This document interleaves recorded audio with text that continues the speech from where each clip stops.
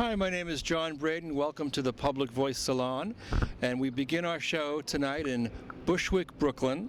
I'm standing on the corner of Harrison Place and Morgan Avenue.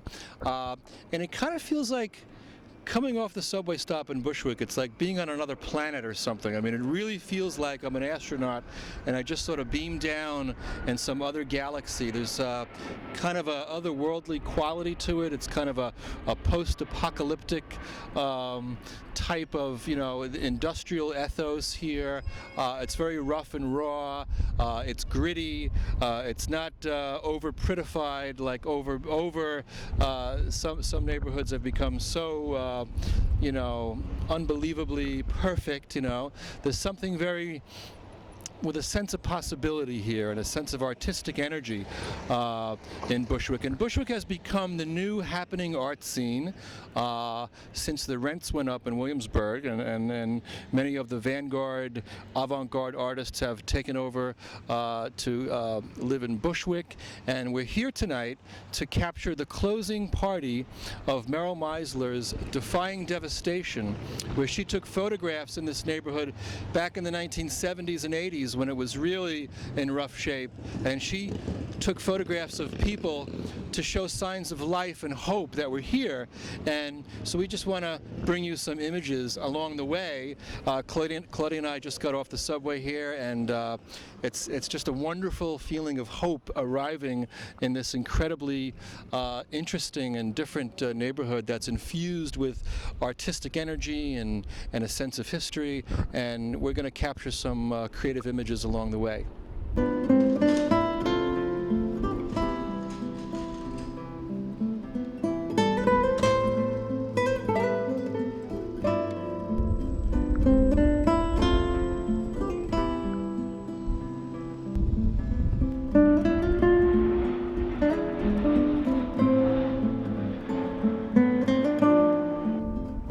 Look at that big warehouse. Unbelievable. This place is cool. So cool.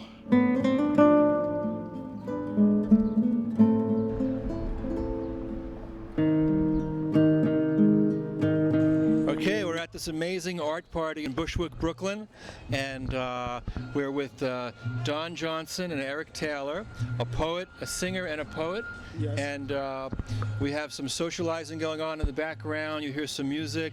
We're going to go inside in a little bit and look at photographs. But to start this celebration, this dialogue, this art encounter, we want to pass the microphone over to Mr. Don Johnson. He has a song for us. First, tell us a little bit about yourself. Well, I'm from Williamsburg. I lived in Bushwick for a while. Okay. And I love music. I love all type of music. Okay. Right now I'm in school. I'm in the Doe Fund, and they helping me structure my life and get myself back on track because seemed to fell off, but I'm getting back on the horse and we're going to ride again. It's all about hope. It's about redemption. It's about second chances and new beginnings. That's right. It's all possible as long as you have faith in God. Yes. And know that Jesus is the way. Okay. You can come through that path. Okay. And this is your friend here? Yes. And who is your friend? Eric Taylor. Okay. And Eric, you're a singer? Yes, I'm a singer. Okay. Yeah, I'm from Shreveport, Louisiana. I'm coming to New York to pursue and helping to try to bring a strong socialization of dealing with love back into amongst us, amongst people, and that's my blessing. That's what brings satisfaction in my life to live up to that. So that's what I'm doing. I'm around social people, and I hope that that they can be given something extra, to take on with them. Well, Brooklyn and Bushwick in particular is a very social place. It doesn't have that pretentiousness that Manhattan has with those social hierarchies which inhibit dialogue. This is much more a place of democracy, I feel. That's my own opinion of Bushwick, Yes. And I think what you said about love, Eric, is very important. I think the Beatles said it best, all you need is love. And I think that's still very true today. If I wasn't for my lovely wife, Claudia, who loves me and who I love, this television show would not even exist. It was my dream, but it was nurtured by her love, and that's why we're here standing right now on television. So Dawn, you're going to start us off with a piece of a song. Tell us a little bit about the song. Well, I taught her this song. I was sitting on the waterfront and Which waterfront? in Coney Island, Okay. and I was listening to some music, and it started to rain, Okay. and I had a person in mind, so I started with this thought, and it just came up. Okay. So I put it together, and you know, Somebody that you love. someone that I truly loved. Yes. Let's hear a few bars of the song to get us started. And what's it called? Thinking of you. Okay. I am sitting here watching the rain fall, thinking that the clouds are crying for you to be happy. Oh, it must be true, because the man on the moon is smiling too. I am listening to the wind blowing what I hear, the water dance to the music that the wind plays. Sometimes the music plays too loud, tidal waves come too high. Why? Cause the sky is dull and the sun won't shine, but once we combine, we can make a love so bright, so fine. There's only love in our minds. Whew. Wow. This is amazing. Isn't this so much better than Fox News? Oh, yes. Wow. This is what America needs. This is what America needs. Nurturance and art and culture and love and caring and people. And thank you, Dawn, for sharing that song Thank with you, us. sir, for taking Okay. out the time. And thank you, Eric. We're going to catch up with you later. Okay. Thank you.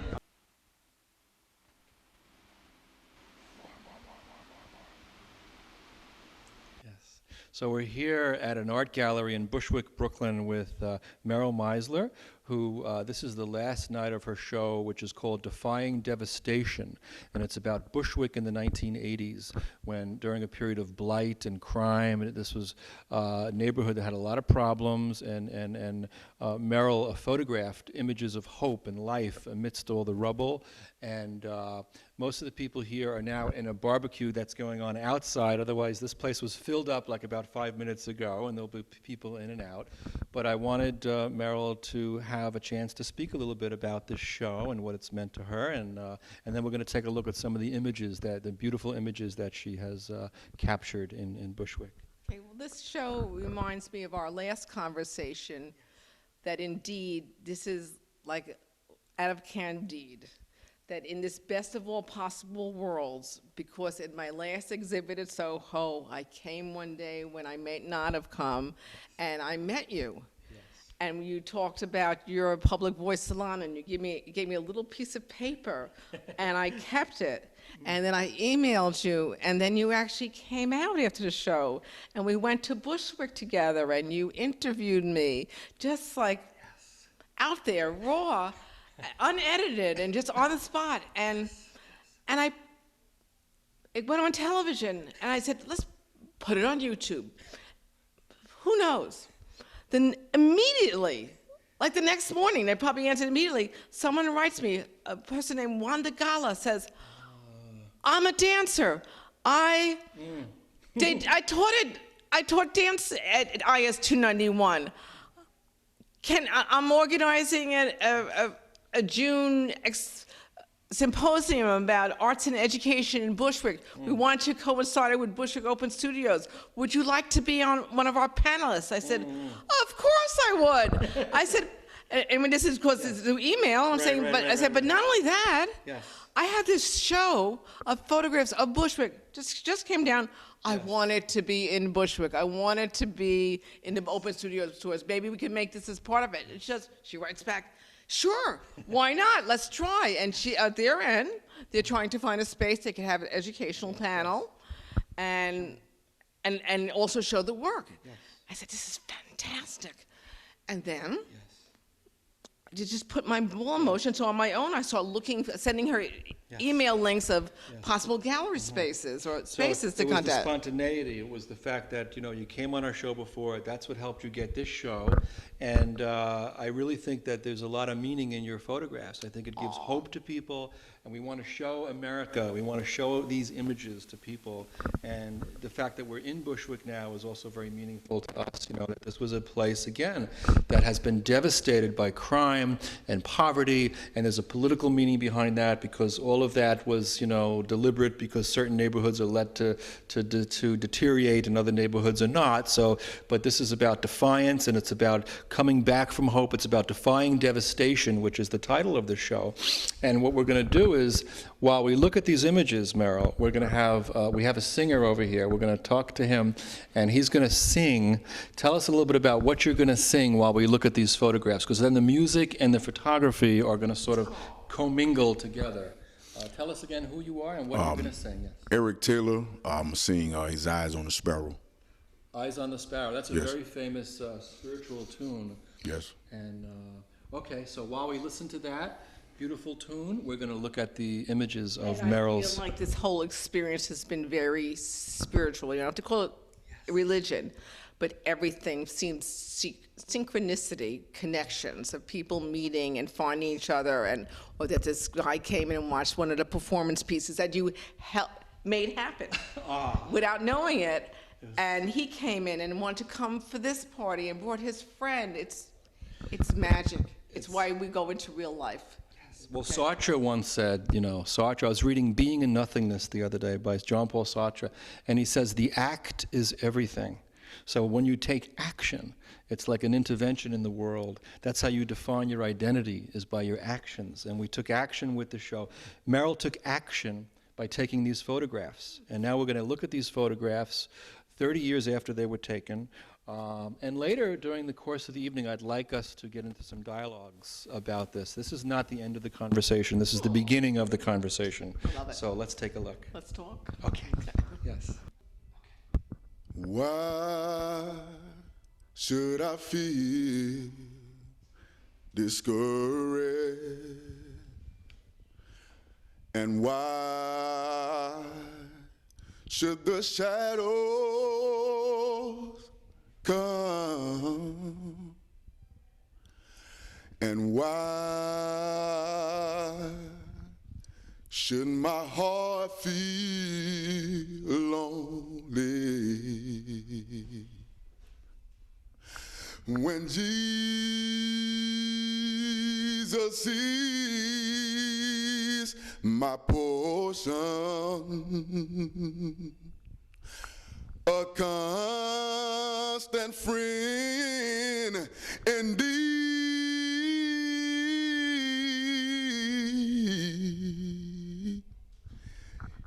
His eye is on the sparrow, and I know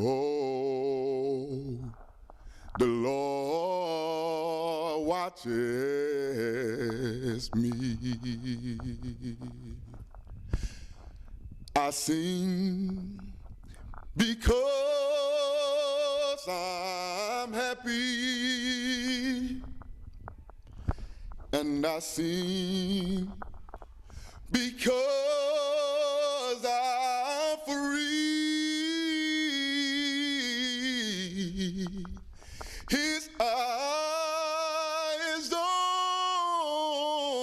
the sparrow,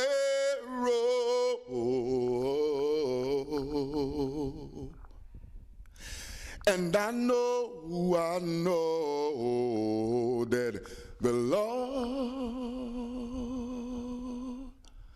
watches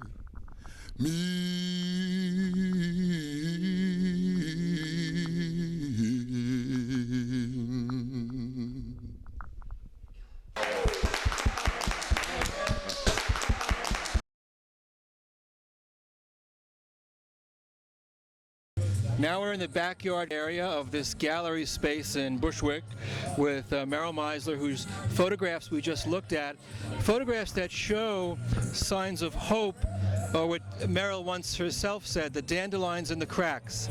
And I'm getting a feeling now, just by being here in Bushwick as it is now, with this sense of resurrection, when you see what's happening in the neighborhood now, how art has created a regeneration of hope and transformation, that I wanted to let Meryl start by saying a few words about her show in terms of the spiritual nature of art and what it means and how art can help us survive in terms of crises and in terms of what this means to her, the show that we just saw, this Defying Devastation, photographs of Bushwick in the 1980s. Thank you, John.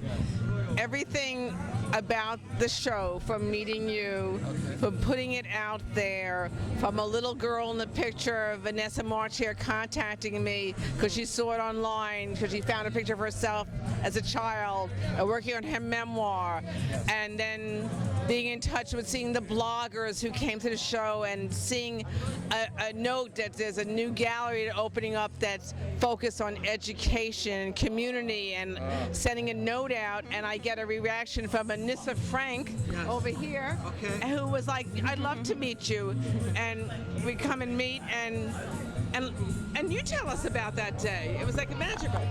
Well, the gallery hadn't even opened yet. It opened in April, and my goal was to be also a community center for Bushwick, and in the sense of creating a platform for local artists and also just anyone who needs a platform, you know, people who are underappreciated, underrepresented.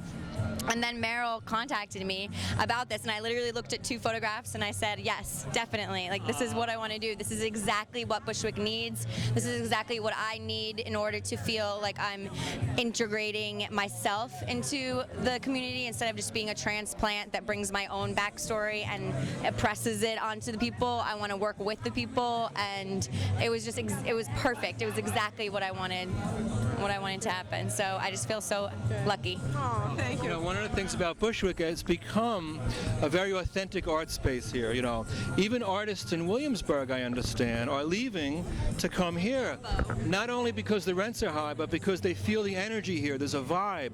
What is it about the Bushwick vibe that makes it so special? I know that when I come back here, I get off the subway and I feel like I'm in a time portal, that I transgress time. I am here, and it feels so familiar, and I feel the same friendliness from people that I did then, even more. Wow. I felt like I landed on another planet when I got off. I felt like an astronaut just beaming down. And I love that feeling. I love there's an energy here. There's an openness. There's a sense of democracy. It's not so she. It's not so fake and phony. This is like so real. It's so authentic. And who are some of these people? This man over here, I got to get him on the air. Tell us. Yes. Okay. Well, I would say, tell us besides the collaborators, there's myself. I didn't want to do it in Nissa. Yes. And Mike did everything, helped with Nissa. Patricia O'Brien, who also taught in Bushwick in the 80s, she did all the graphics. It's a reason, art teacher, another art teacher, it looked the way it did. She understood it innately. She was here when her street was not happening, but it was a crack capital and prostitute row. You know, she taught here for 7 years. I taught here for 14 years. Vanessa grew up here. It was like, it's very real. And this is a place of healing. And we have a psychotherapist from California who came in for the event, and he's going to tell us about what you think about this event. Was this healing? Not only healing, but I think it's really interesting to look. I think it's really interesting to look at Meryl's pictures from the point of view of what was going on in the world in the 80s. All the destruction and the healing, and the way ordinary people feel about the world. That is to say, we put up with all that crap that comes down from the rich, and nonetheless we continue to make a world of life where we love each other, we have children, we have a life, we have pets. And life goes on. Life goes on. So it's really interesting to see. I'm feeling a love here, and we're going to continue. We're going to walk around, and we're going to have a good time tonight. We're in Bushwick, and this is about life, and it's about art, and it's about redemption. And I feel very happy to be here. Can I introduce somebody? Yes. This is Gatel Kaplan, who who was before I even came to school. She was a guidance counselor, and she's this love connection to Mr. And she taught here a lot longer. Yeah, I remember the neighborhood that Meryl photographed. This is your husband. Coming over, your boyfriend. This is your boyfriend. Yeah. Husband, boyfriend. Tell us your names again. Sure. I'm Charlie Marshall. Gatel Kaplan. Oh, goodness. And you have quite a love story, don't you? Yes. Yes, do. we do. Like most people have love stories. Human beings have love stories. But ours is a miracle. You know what they say, the rich get richer and the poor have babies. That's your story, not mine. Tal is one of those people, the healer. She heard all the stories. She helped the kids going through the hardest times of their lives, and she helped them stay in school, go on to high school. Okay. You know, she see them Our through. teachers are our heroes, and the Republicans now are attacking teachers. Teachers have become public enemy number one with this right-wing craziness that's going on, and you are our heroes, and I salute you. Because Yes. it doesn't help anybody. Right. And how many teachers we killed in Nicaragua and other places in South America. Exactly. So that's, yes, we really have to think about that too. Once Yes. again, I want to thank you all. We need to fight back. We have to fight back, and we fight back with art as well. And thank you for fighting back, Meryl. Thank you for your wonderful work. Oh, thank you. Okay. Thank you. Thank you. Art comes from the heart of the...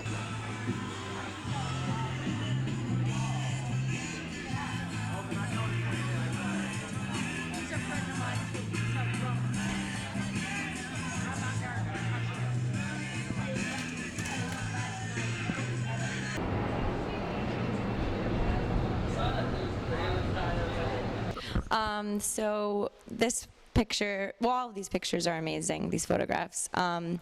This one in particular is very interesting to me. car crash. The car, well, it's actually, they used to burn the car. So after the 77 blackout, that's when the fires started, and people were, in Bushwick especially, were in a state of unrest. They weren't happy with where they were living. They weren't happy with their environment, and there was the drug aspect as well. And so after the 77 blackout, everyone decided to kind of rebel against everything and just let loose. And Vanessa and Meryl told me that, you know, they just wake up in the morning. Well, Vanessa would just wake up in the morning and she'd see a car, another car that was on fire. And one of the interesting things to me is you can look at some of these and you can say, well, that could still be Bushwick today. You know, there's certain photos that you could say, I could see that right now, you know, but this is definitely not one of them. But what's interesting is this Kentucky Fried Chicken place is still there. Oh, look at that. So, so there's certain elements that, you know, evoke a reaction even to people my age who just moved here. So we can relate to this. But at the same time, we really can't relate on a real level. You know, it's very difficult. So I just think that it's super important to look at. I remember that blackout in 1977. That was the summer of Sam, and that was a crazy summer in New York. And I think that was really America's first look at Bushwick was through the rioting that happened as the result of that blackout. And again, you know, we have to realize that this kind of poverty, there's a political causation to that as well, and the oppressed, you know. Yeah. And I think it's wonderful that Meryl has shown Yeah. that where we've come from, and yet we still have to remember that even today there's a lot of poverty Exactly. in America. And I think as being a new person moving here, one of the most confusing things that I find is a way to clean up the community. For example, the photos that actually still resemble parts of the community today, a way to clean it up and do murals and do gardens and really enrich the community without overstepping my place because I don't live here, and B, raising the rents and kicking people out by making it more beautiful. So do you sacrifice a clean street so that your rent is cheaper?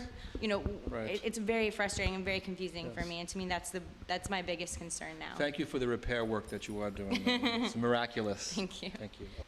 So now a new person just came to the party, and she's going to tell us who she is, and she's going to tell us which photograph she finds most compelling.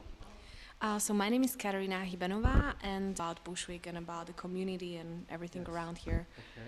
So I picked this picture, which I sort of consider it to be the most important picture of the show, because this is little Vanessa in blue shorts. And Who is Vanessa? Vanessa Martyr is the writer who wrote the narratives to the show, and she's a little girl. Now she's an adult writer, like amazing woman, and she recognized herself in this picture.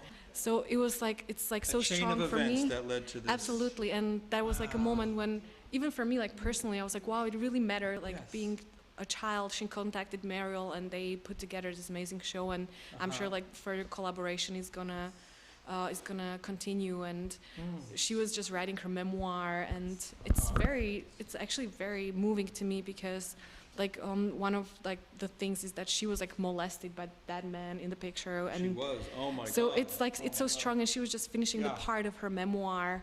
So it's clearly like universe putting things together. Wow. So for me, and another aspect of the picture where I found it like so strong and so compelling is that Mariel, like when she was walking from school, she just took picture of like like some life happening, kids playing, and she thought that this is one of the happiest pictures she has taken. But there was like much more to it, like some drama.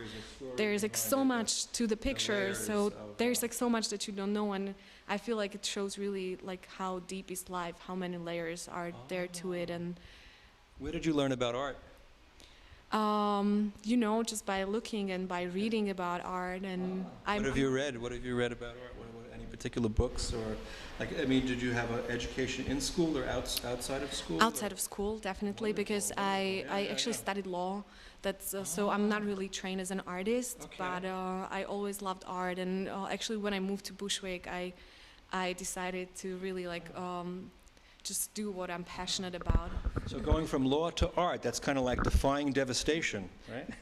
You resurrected from a very kind of a different world, and then you found yourself as in art. And actually, this community made me believe that I can actually do it, It was this community that gave you hope, that sort of, I really believe that. This is one of the lessons of our show that we try to promote and talk about, is how dialogue really does matter, and the people that you're around, and if they have faith in you and hope in you, and even as a teacher, it's the people, it's the communities that we build that will nurture us forward. And Mariel has nurtured us already, just in knowing her, and I see how powerful her work was in the past and how powerful it's still resonating. Absolutely. And it's still building community. Your work is still building community. Definitely showing the power of community, and especially in like hard economic times, we can realize community is what matters. Community, you hear that, Chelsea Galleries? I'm talking to you, Chelsea Galleries. Community matters. This is not high art, she, super multi-million deals, okay? This is people, this is lives, this is caring, this is what art is all about. Yes, okay. Mariel, yes. If this exhibition and getting the work out to Bushwick happened, and if it's a storm, Katerina was the lightning rod. Wow. I came to an event in Bushwick. Yes. I recognized her. I said hello. She said, "I love you. I love your work." I mean, it just, I felt. I live in Chelsea. Sometimes I walk into a gallery, I feel like I'm working into a meat freezer. Right. I come here and I feel friendship.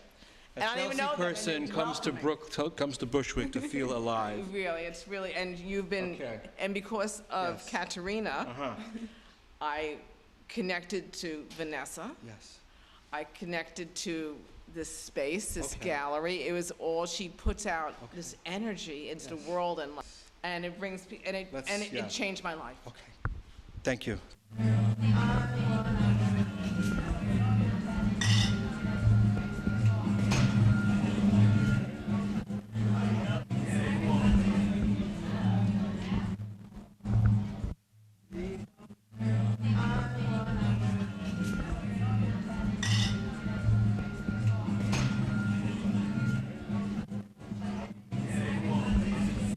So I hope you enjoyed our wonderful visit to Bushwick and the art show.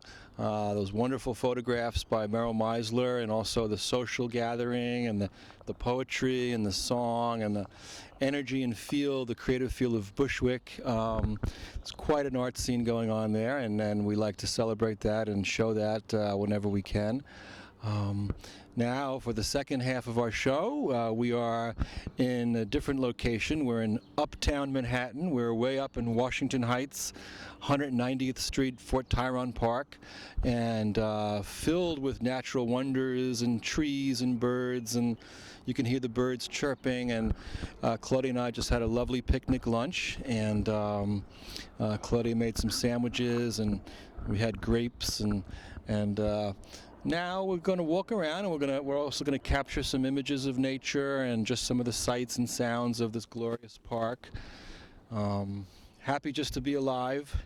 What a thrill, what a miracle, just being alive and being able to see these green trees and try to take a more Buddhist perspective on life and just appreciating what is.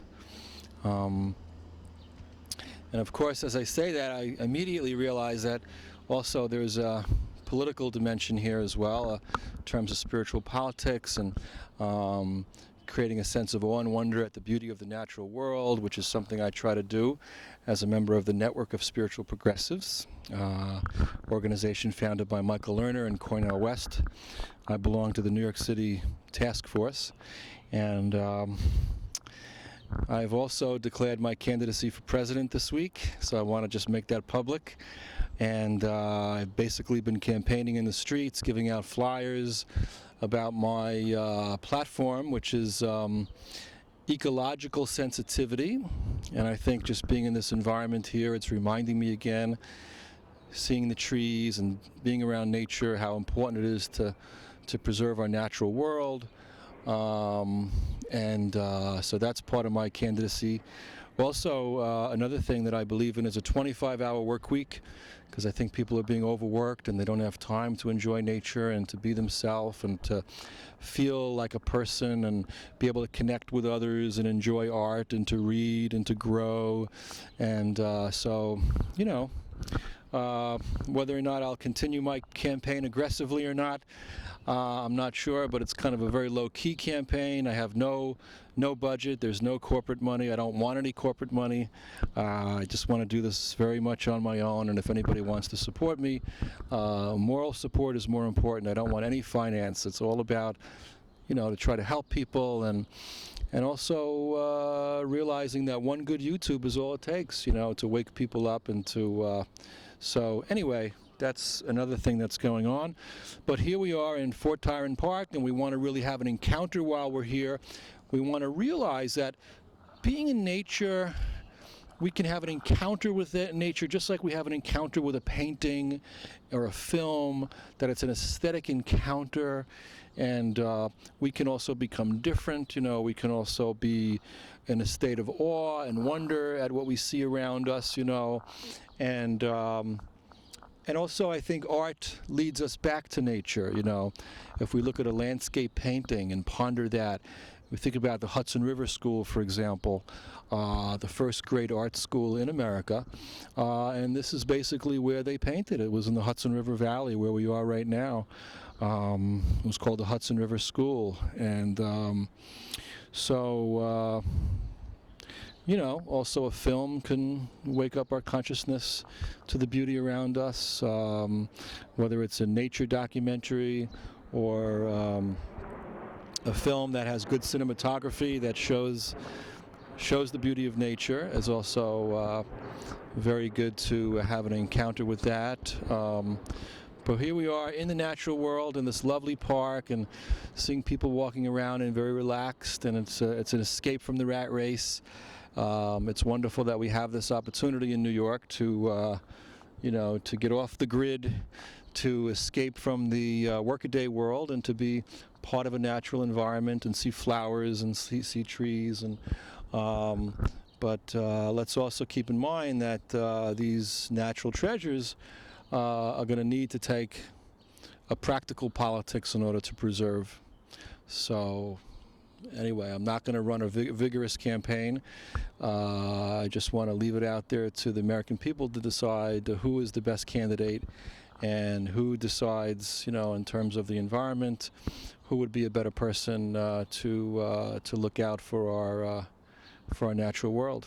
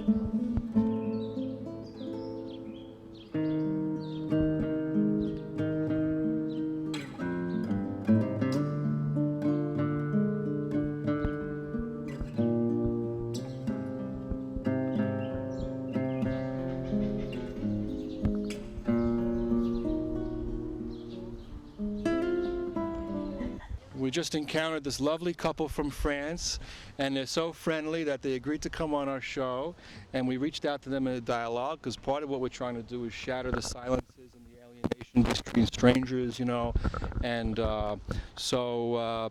I also mentioned my campaign for president, and I received a very favorable reaction here. And what do you think of America so far compared to France in terms of the politics? Okay, there is a lot to say about that, but let's say immigration. I think in France, it's not. You got good policy in immigration. You are selective about how can enter the America, who can work, but. Globally, I think there is no, you're not judging the race of people. And in France, I mean, there is a lot of thinking behind, you know, you see how people from Africa are not let's say, integrated in France. There's a lot of racism.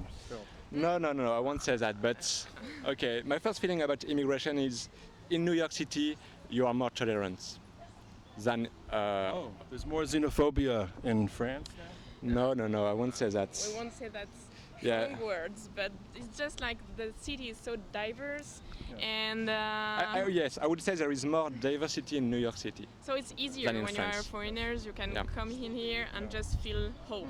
So Yeah. that's a good You point. feel hope here in America. Like home, I would say. home, okay, Yeah, like okay. very rapidly. It's easy to adapt here. Well, let me tell you what I admire about your country, okay? I admire the intellectual rigor of France. I admire the fact that you value the arts and culture, that you spend so much more on the arts in terms of money, in terms of prioritizing art and culture. I admire that in France, as in much of Europe, that you care about people to the extent that you have longer vacations. You care that people spend time with each other, just like we're spending time with each other right now, you see? I care that you have universal health care, free health care for all. You get sick, you go to a doctor, you don't have to pay for anything, okay? So these are the things I want you to go back to your country and thank for me, okay? And if I'm elected president of this country, I want to bring those ideas here. So I'm looking for French relationships, French liaisons here to help America grow and to learn from France, okay? From the culture. I'm a big fan of Jean-Luc Godard. Do you know Jean-Luc Godard, the filmmaker?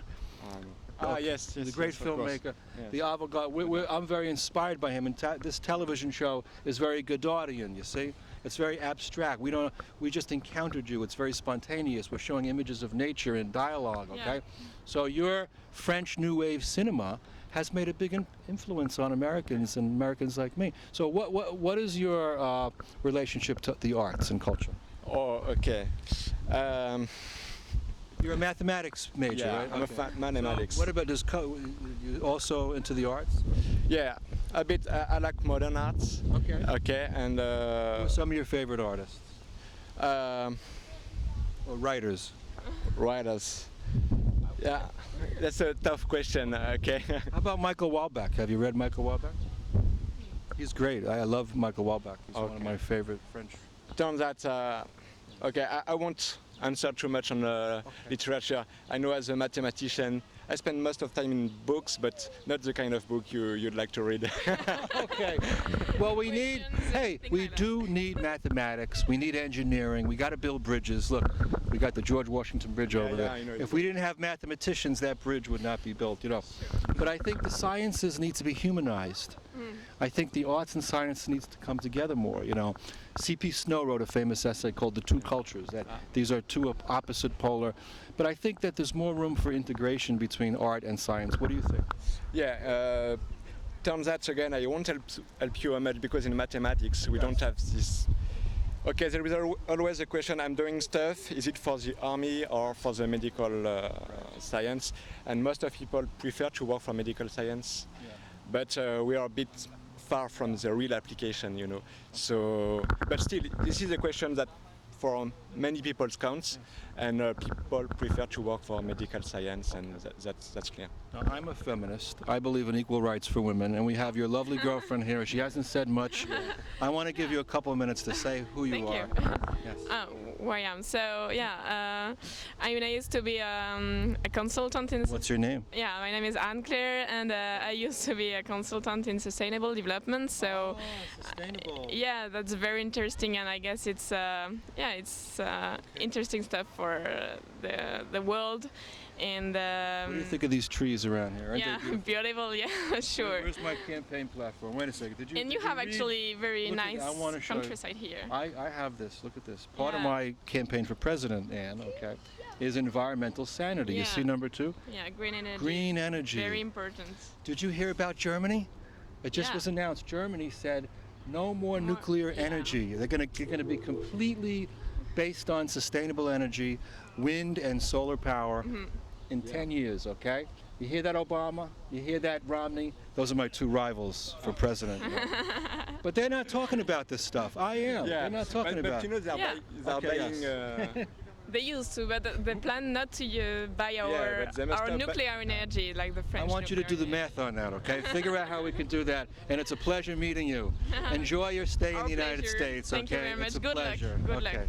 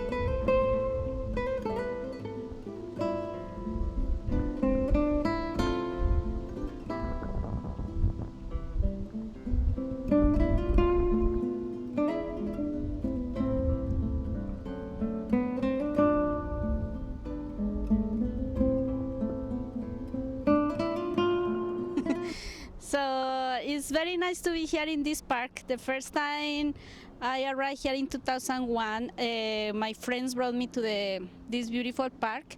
It has too many places where to look around, where to relax, and this garden is just wonderful. As you saw, the flowers that we were showing before, it has a very big diversity of vegetation.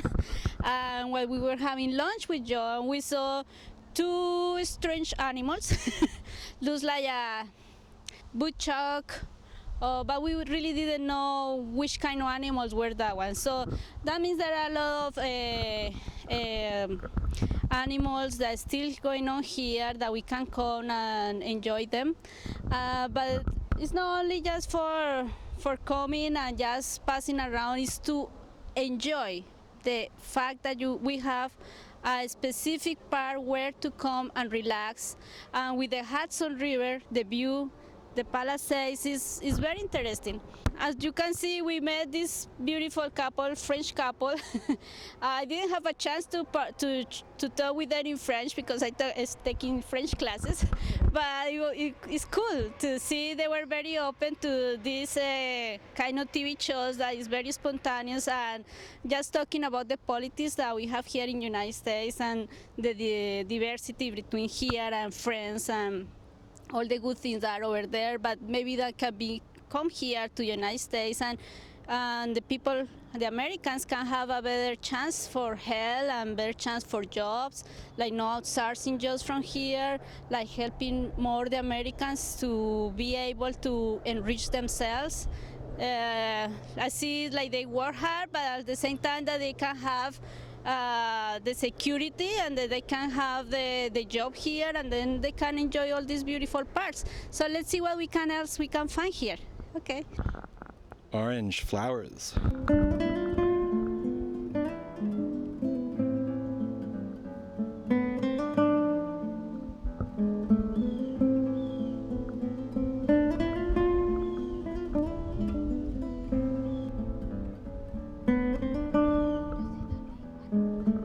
Well, that was nice that we got the couple to interact with us, and just to, give you a little more substance on my campaign and some of the things I would stand for.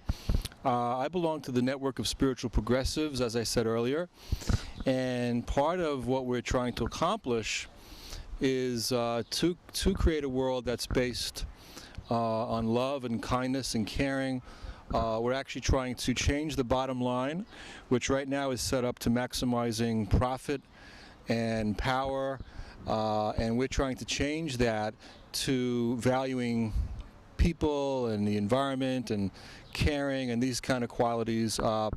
There's an actual amendment to the Constitution proposed by Dennis Kucinich, which is called the ESRA, the Environmental and Social Responsibility Amendment, which, if passed, would make all big corporations have to have their charters renewed every 5 years.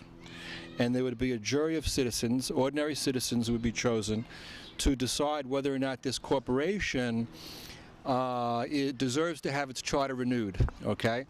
That it would not be simply maximizing money and power, but also would be caring about its workers, would be caring about the environment, how it impacts in terms of ecological sensitivity, and all these other factors would be weighed in deciding whether or not the corporation gets its charter renewed. And so I think this is very necessary, along with repealing Citizens United. That has to be repealed right away. Because after Citizens United, in the wake of that terrible ruling, which says that corporations can spend as much as they want on political campaigns, what we see now is the new crop in Congress of these heartless, ruthless Republicans who do not care about the people at all and who simply want to serve their corporate masters, like the Koch brothers and these kind of people. So anyway, so we have to repeal Citizens United. We have to take all money out of politics. All big money has got to be out of politics. And we have to renew our democracy.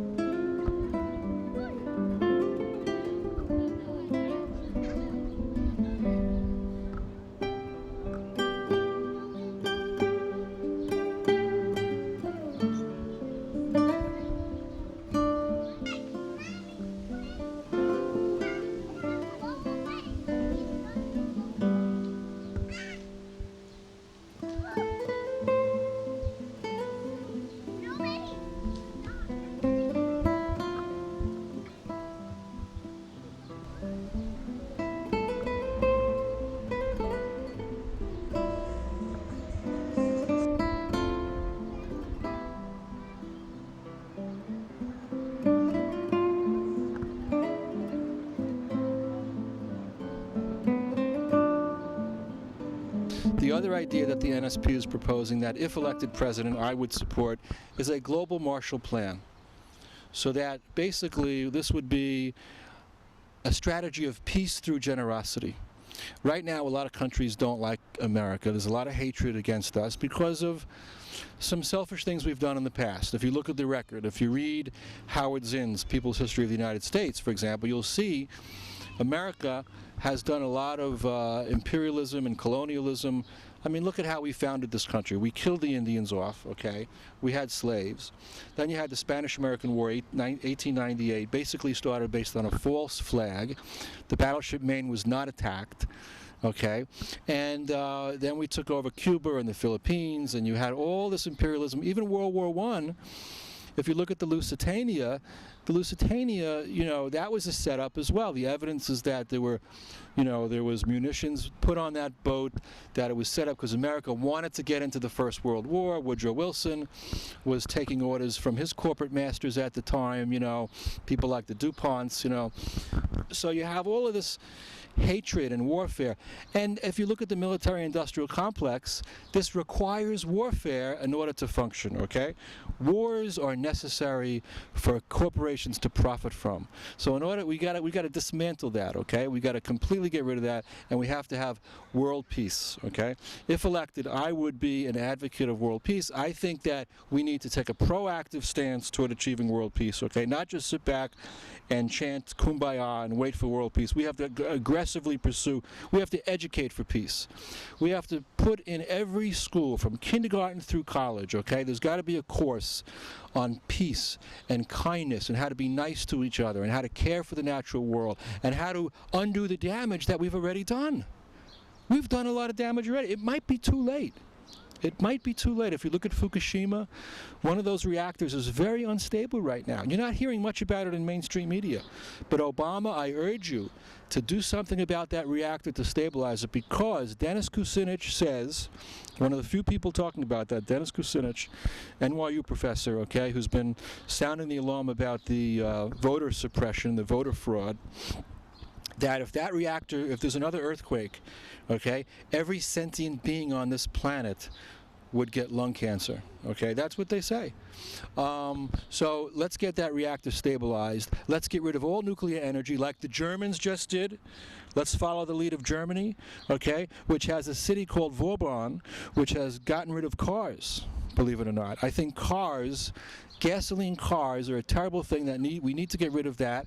We need to build cities around a town square that people can walk around and have electric cars and high-speed rail to get. You know, we've gotten along, humanity, for thousands of years without gasoline cars. Who says we have to, you know, who says we need them? Gasoline car companies say we need them, okay? We can't be listening to corporations and taking our orders from corporate agenda, okay? We've got to get rid of that. We've got to dismantle that and get back to freedom and get back to caring. I have a cultural dialogue circle that I created. I invite people to come together and dialogue about culture and politics, find their voices, okay, in people's homes, in bookstores, in cafes. Write to me if you'd like to be involved in this cultural dialogue circle. We got to get back to face-to-face. We got to get back to democracy. We got to wake each other up. I thank you for watching our show, and we're going to show a little more images. Can I talk some more, Claudia? Claudia's telling me how much time. Okay, I could talk here all day because there's a lot to say. And but again, I want to remind people that part of this show is also me learning how to find my public voice, okay? I'm not reading a script. This is all coming off the top of my head. Linguistically, human beings are a miracle. The language instincts is just incredible. What can be done with words, okay? But we need to begin to wake people up now. We need to use our language to save our democracy and to save our planet, okay? I've actually done some research. I'm actually doing research on sales and how people who are in sales, I work in sales now, I work in real estate sales, can use those verbal skills and capacities in the civic realm to make a better planet, okay? We've had really bad salespeople running our country. We've had people like Obama and Clinton and Reagan who have sold us a bad product, okay? What, baby? Bush too. Okay, they've sold us a bad product. These are con men. Okay, we need to get away from the con men, and we need to get back to real people and real democracy. And is that out of time, sweetie? Okay, we're out of time for now. Thank you very much for watching the public. Oh, do we have time? Field of possibility. Skunk. Watch out for those corporate skunks, those political skunks. Stairway to a higher consciousness.